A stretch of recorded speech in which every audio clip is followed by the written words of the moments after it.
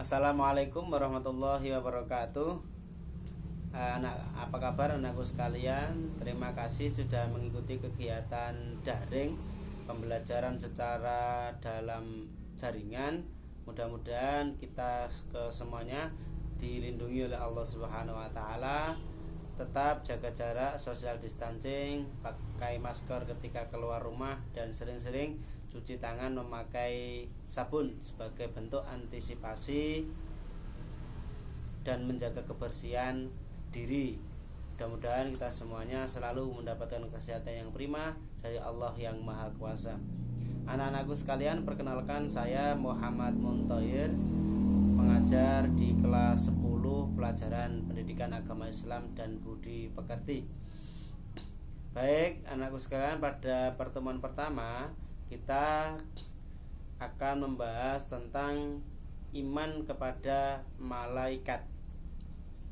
Kata kuncinya adalah iman dan malaikat. Apa iman? Iman itu adalah keyakinan yang terdapat di dalam hati. Iman, saya ulangi, iman adalah keyakinan yang terdapat di dalam hati. Yang kedua adalah tentang malaikat. Malaikat itu siapa? Malaikat adalah makhluk yang Allah ciptakan secara tidak kasat nyata, yang tidak terlihat oleh mata secara langsung. Itu adalah malaikat. Dua kalimat ini sekarang kita gabung, yaitu antara kalimat iman dan kalimat malaikat. Apa iman kepada malaikat? Yaitu mempercayai adanya malaikat yang diutus oleh Allah Subhanahu wa ta'ala sesuai dengan tugasnya masing-masing. Anakku sekalian yang sangat saya hormati, bahwa ciri-ciri orang yang bertakwa adalah mereka yang mengimani sesuatu yang tidak tampak, sebagaimana yang didahulukan Allah dalam surat Al-Baqarah, dzalikal kitabu la raiba fihi hudal lil muttaqin. Jadi kitab ini adalah sebagai petunjuk bagi orang yang bertakwa. Siapa yang orang bertakwa? Alladzina yu'minuna bil ghaibi, yaitu mereka yang mengimani sesuatu yang tidak tampak, yaitu yang gaib. Oleh karena itu anakku sekalian, Allah Subhanahu wa taala memiliki ciptaan yang tidak tampak, yaitu satu, ada berupa malaikat, ada yang berupa surga, ada yang berupa neraka, ada yang berupa hari kiamat, ada yang berupa takdir Allah, ketentuan-ketentuan Allah. Sehingga dalam beragama kita diwajibkan mengetahui rukun iman yang jumlahnya ada 6. Satu, yaitu iman kepada Allah. Allah ini adalah wujud yang tidak bisa terlihat oleh kasat mata, yang menciptakan semua yang ada di muka bumi, yang ada di seantero maya pada ini adalah Allah Subhanahu wa ta'ala. Yang kedua, iman adalah iman kepada malaikat, iman kepada malaikat Allah. Yang wajib kita ketahui anakku sekalian, bahwa iman kepada malaikat adalah yang berjumlah 10, sebagaimana yang diisirkan oleh salah satu ulama, yaitu Syekh Ali Marzuki dalam kitabnya Aqidul Awam, bahwa malaikat itu yang wajib diketahui ada 10, yaitu tafsilu asrim minhum jibrilu mikalu israfilu izrailu mungkar nakirun warukibun wakada atidun malikun waridwanu khutada. Yaitu ada malaikat Jibril, ada malaikat Mikail, ada malaikat Israfil, ada malaikat Izrail, ada malaikat Mungkar, ada malaikat Nakir, ada malaikat Rokib, Atid, Malik, dan Ridwan. Semuanya ada tupoksinya masing-masing, ada tugas pokok dan fungsinya. Anak-anakku sekalian, malaikat Jibril bertugas untuk apa? Yaitu untuk memberikan wahyu kepada para rasul. Malaikat Mikail tugasnya adalah untuk membagikan rizki.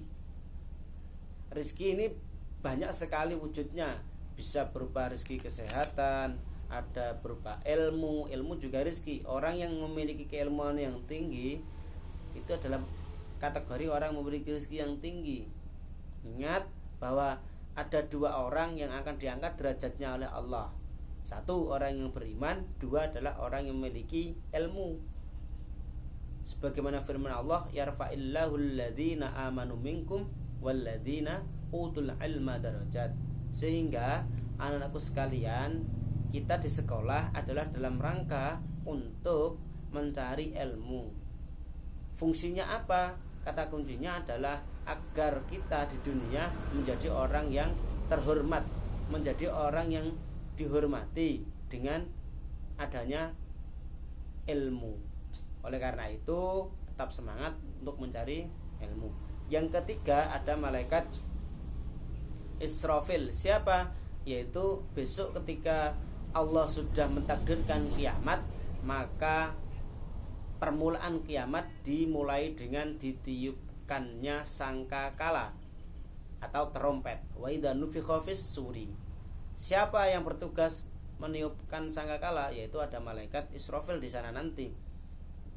Entah bunyinya itu bagaimana, entah itu telolet atau tot atau tet, kita nggak tahu. Yang jelas besok permulaan kiamat adalah yang akbar dimulai dengan ditiupkannya sangkakala oleh malaikat Israfil. Anakku sekalian yang sangat-sangat hormat, salah satu tanda kebesaran Allah yang berikutnya adalah ketika ada orang yang mati. Orang itu terdapat dua unsur di dalamnya, satu berupa jasad, dua berupa roh. Roh selamanya tidak akan pernah mati, tidak akan pernah wafat. Jiwa, yaitu badan, ini bisa bergerak karena ada ruhnya. Sehingga ketika roh itu dicabut oleh malaikat, maka badan sudah tidak bisa bergerak. Nah, siapakah malaikat yang bertugas untuk mencabut roh? Yaitu disebut dengan malaikat Israel. Malaikat Israel adalah malaikat yang mencabut nyawa seseorang. Ada juga nanti ketika orang sudah mati, ketika pentakziah sudah kembali ke rumahnya masing-masing, maka akan ada laporan pertanggungjawaban atas amal baik atau amal buruk yang sudah diperbuat ketika hidup di bumi. Di sana nanti Allah menugaskan dua penanya di dalam kubur, ada malaikat mungkar dan ada malaikat nakir. Kedua-duanya ini akan mengeksekusi seberapa baik orang tersebut atau seberapa buruk orang tersebut. Yang selanjutnya, anakku sekalian, ada malaikat yang selalu mengintai kita. Kita perlu waspada. Perbuatan baik akan dicatat sekecil apapun, perbuatan jelek sekecil apapun akan dicatat. Sehingga setiap gerak-gerik manusia yang ada di muka bumi ini pasti tidak akan pernah lepas dari catatan kedua malaikat ini. Catatan baik ditugaskan kepada malaikat Raqib, catatan buruk ditugaskan kepada malaikat Atid. Oleh karena itu tetaplah waspada. Perbuatan baik Anda akan dicatat baik oleh Allah Subhanahu wa taala meskipun itu hanya sekecil apapun. Wa may ya'mal mithqala dzarratin khairan yarah, wa may ya'mal mithqala dzarratin syarran yarah. Perbuatan sekecil zarrah pun akan dicatat oleh Allah, baik itu perbuatan baik maupun perbuatan jelek.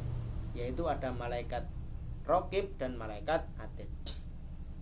Anakku sekalian yang sangat saya hormati, yang selanjutnya adalah ada malaikat yang bertugas menjaga neraka. Allah menciptakan neraka bertujuan untuk memberikan sanksi atas perilaku-perilaku makhluknya yang keluar dari zona kebaikan. Akan sebagai laporan pertanggungjawaban tingkah pola manusia ketika di dunia. Nah, di sana nanti orang-orang yang melanggar peraturan Tuhan akan dipertemukan dengan malaikat yang bernama Malik. Silakan kalau mau berkenalan. Namanya malaikat Malik. Siapa malaikat Malik? Yaitu malaikat yang akan memberi sanksi orang-orang yang berbuat zalim ketika di dunia.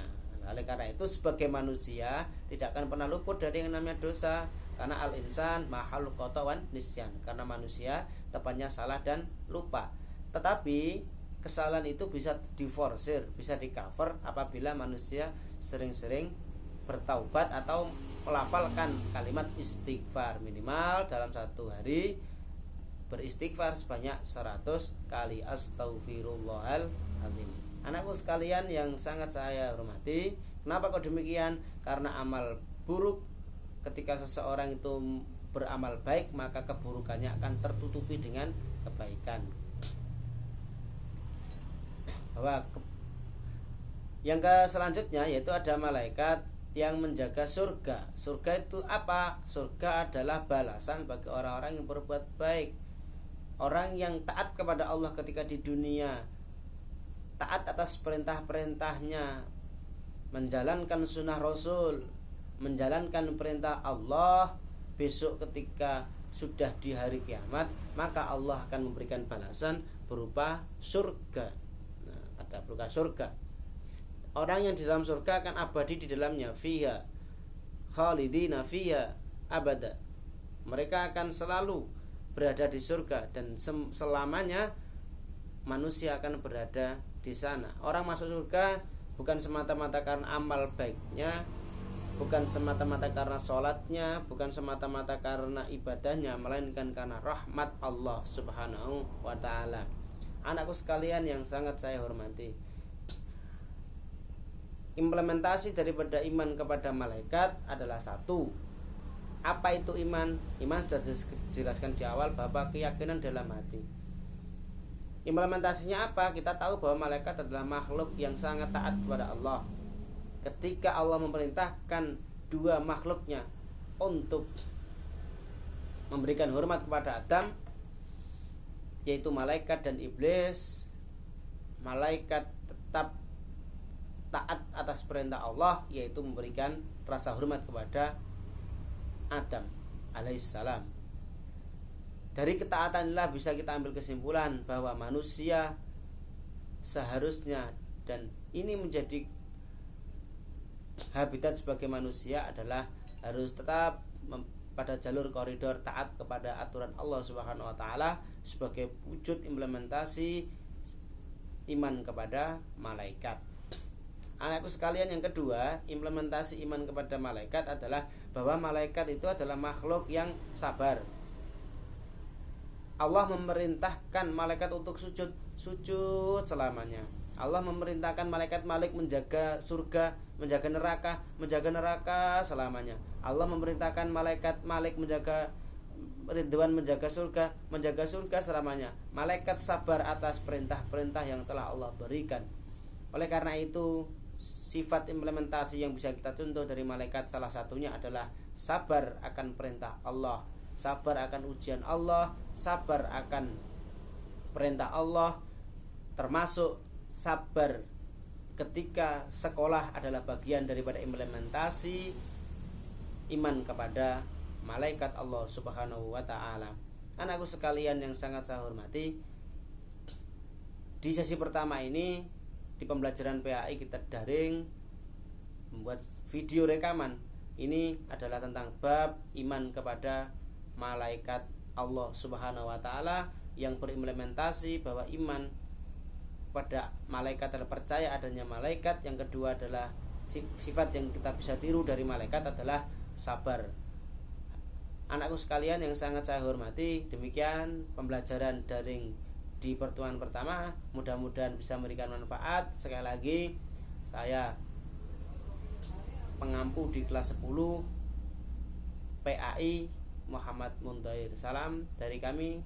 Wassalamualaikum warahmatullahi wabarakatuh.